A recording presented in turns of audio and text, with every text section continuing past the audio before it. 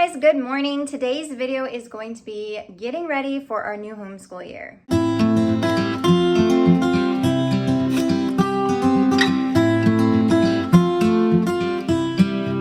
So we are actually going to be starting homeschool in about 2 weeks, a little less. And so I have begun trying to organize things, get things prepped, the last minute things that I need to get done, get some school supplies and organize those. So the first thing that I actually already did was I cleaned out all of our little book boxes from last school year. I took everything out that we used last year.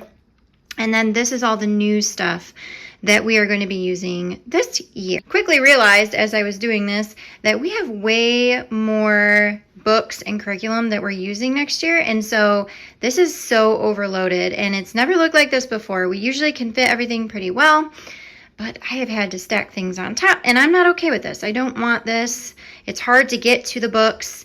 This is all just going to end up falling down. It's going to be a mess in no time. So I have to figure out a different way of organizing all of this. And so my idea is that I have this little cabinet in my living room that is technically our TV stand, but we don't actually use it. I mean, the TV's on it, but we don't actually use the cupboards for anything important. It's just kind of like random stuff. And so I think what I'm going to do is clear out those cabinets and get a couple more book boxes like this and stack them in there maybe if they'll fit. I also think that I'm going to take my oldest daughter's book box, which would be this one, and actually put it in her room on a shelf in her room because we actually do her school in her room anyway, so it makes sense for all of our books to just be there. We'll see if everything fits in that little cabinet. It's not very big, so I'm not sure, but I hope it does. I think I'm gonna go to the dollar store or Target and try to find some more book boxes like those. I have to go there anyway to get some school supplies because there's a couple things that I really like to specifically get at the Dollar Tree every year because it just is a more affordable option, and I'll talk about that when we get there. But I also did already purchase a few school supplies that we needed. I got like that binder for All About Reading 1 for my littlest daughter, and then there are some other things, like I got some glue and some, what else did I get? One of those primary dry erase boards because ours is pretty worn out, and some other things from Walmart. The other thing that I really have to do is take care of our art cart. So this is our art cart and it is a mess. The kids like to just throw things in here. They don't keep it organized, which is really frustrating because I always am trying to keep it organized, but it never kind of stays that way. But I know that we need a big refresh on paint, probably paint brushes as well, and some other things. So I am going to go to the Dollar Tree and get some of that stuff, and then kind of reorganize this thing as well. All right, so this is what we're working with. So I can move these and this junk down here somewhere else for sure, and then I was thinking I was going to take this shelf out so I can fit the boxes. But we also have this side, which I do actually have some school stuff in there, some Matthew C blocks and stuff like that, but I can clear that out as well. And yeah, so we're gonna see if that works. I'm not sure. It's hard when you have small space to store all the things and keep homeschool supplies from overtaking your entire home. Okay, so this is kind of how it ended up. So I have Isla and Emmett's stuff all in here in their boxes. And then in this one, I have all of my teacher guides in boxes. So that worked out pretty well for this little cabinet. Keeps it all hidden away too, which I like. And then I have to still figure out what I'm doing with Lacey's things as far as organizing those in her room. So this is what I got from the Dollar Tree. So we have a bunch of paint. So I love getting this paint at the Dollar Tree because it's super affordable and you get like a big bottle. Our paint, some of those bottles we've had for like 3 years. So I normally will just get like black, white, brown, and like the primary colors. But this time I ended up getting a few more just because I think what I'm going to do is just throw away all of what we have, the big bottles, and replace them all because they're just getting a little bit old. So I usually always get the paint there, and that paint this is all washable. It's tempera paint, so it's not going to stain the kids' clothes or hands. If they paint all over their arms, it's not going to stain. And so yeah, we use that for a lot of different things. And then I also got this basket here. In this basket, actually, I'm going to use, I think, for Lacey's school books for her room. I got some highlighters because I liked the colors, and I use highlighters when I'm filling out my planning pages, and I don't just like your normal ones. These are cute colors. So I also got these little paint palettes. So I have some of the round ones, but they're getting a little worse for wear, and we use them all the time. So this is a package of 6 of these little paint palettes. To go along with that, I also got some of these craft squares. So these are just like little acrylic boards, and I thought the kids could mix paint on here. So if they have a color that they want to mix to make a new color, they can use this. The round paint palettes that I have like a center part that they can do that on, but they didn't have any round ones there. So I thought just getting this extra couple of little squares would be helpful. And then what else did I get? I got some dry erase markers. So I always get my dry erase markers that the kids use from the Dollar Tree. However, these are not the normal ones I get. The normal ones I get are all black, and it comes in a package of more than just 3. I think it's like 6 or so. And so you get a better deal with those, but they were actually completely out of stock. So these are the only ones that they have. So we're going to try them out. I got 2 packages of those. I like going to the Dollar Tree for those because my kids are really good about not putting the lids back on them. So we're constantly throwing away dry erase markers. And then what else did I get? I got some permanent marker, like Sharpie type markers for me. I got a pencil sharpener. So we actually do not own an electric pencil sharpener. I should probably get one. Just get these every year, and the kids use these. And I just keep them close to the table and just sharpen when they need to. And yeah, so that's all I got from the Dollar Tree. I put everything in the basket of Lacey's, and there's still extra room, which is nice. I thought a basket like this would work better than one of the book boxes, just because this will probably actually just be sitting like on the floor by her bed or something, because she has shelves in her room, but she has so much stuff like Legos and like a whole bunch of stuff on there that I don't really know where else I would put. So I think the best bet is just a basket near her bed where we do school. We always really have her books in her room, and actually they tended to not get put back out here anyway. They just would, you know, get strewn about on her floor because she wouldn't put them away. So I'm hoping that this basket will help kind of keep the books off of her floor and organized somewhat. Okay, so now I'm going to tackle this art cart, which is crazy messy. So I'm just gonna do this like sped up because yeah, this is gonna take me a minute.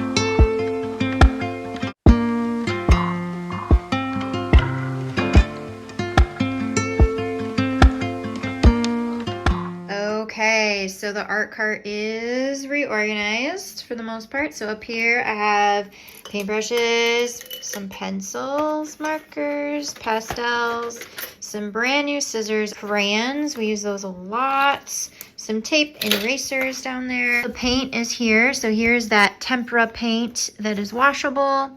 And here are some acrylic paints that my older daughter uses for different projects sometimes. I put the little mixing things there in the paint palette, some watercolor palettes, which I bought a new one this year, but our other ones don't look too bad. So I'm going to hold on to those and keep using those. Here's some other little paints, gouache paint down there. Under here is where I keep the paper. So like construction papers all on top. I got a brand new package when this is gone to open.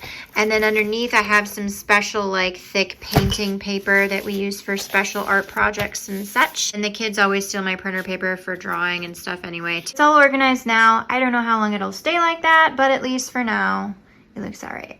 Another thing that I have been working on is going through our curriculum's book lists and making sure that I have at least the ones that we need to start our school year with. Ideally, I'd love to have all of them right now just so that I have them and I don't have to worry about it later, but sometimes that's not in the budget and I have to kind of just group them in a couple different orders and just get the first part of the year and then purchase more later. I went through all the lists on the websites of the curriculum we're using and I screenshotted them all so I could have them all like in one like file. I highlighted the ones that we still need, and some of them, like our library doesn't actually have this book, but our library is kind of like in a network, so you can request a book if it's at a different library that's in the network, and they will ship it to your library for pickup.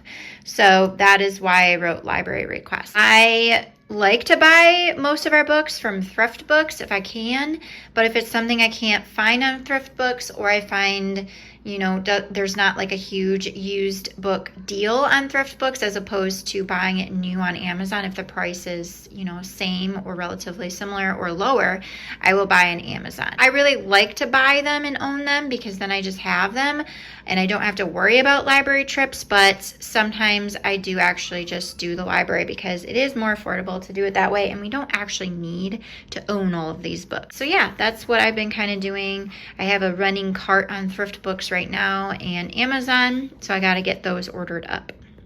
So the last thing that I'm going to do today, I have more stuff to prep, but today is get our schedule kind of laid out. So I like to have a rough routine and schedule of what days we're doing what subjects. We don't do every subject every day. We kind of rotate and alternate subjects. And so this is kind of how I do it. So this is a planning page that is part of one of my planners for my Etsy shop. And I print this out by itself and I go through and I do the days and then the subjects on the side. And then I put what we're going to be doing each day. And I have a highlighter color for each child so that I know who's doing what on which days. Now, do we stick to this completely 100% of the time? No, but most of the time we do, or it looks similar to this. So for example, I really like to alternate history and geography with science. So we'll do like a history day one day and the next day will be like a science day. And then the other thing that I like to do is spread out different things for kids to try not to overload their days too much. So they're not doing so much every single day, but we are still covering everything that I would like to. Friday is kind of like our relaxed day. And this is the day that I've always reserved for art or like a nature study type thing or like anything extra that we're going to be doing. So for next year, for our Fridays, we have art. And this art curriculum is going to be with Emmett and Isla only, unless Lacey just wants to join in for some reason, but it's specifically for them. And then she's going to be actually working on her individual art, which is comic arts from Thistles and Biscuits. So for the first part of the year, she'll be doing that. And then Emmett and Lacey will both be doing typing practice on Friday. And then Isla will be doing her little French study on Friday. So French, I also may put throughout the week too, if like she's wanting more out of her days. She loves school so much, so I can foresee her wanting to do more. She's very excited to learn French, so I might trickle that in here if we have time in the day, but it just depends. If we don't, we have it on Fridays. So that's kind of our rough outline. And then I always just hang this on our bulletin board up there next to our whiteboard so that the kids can see it and I can see it. And yeah, so that's going to be our kind of daily flow for next year.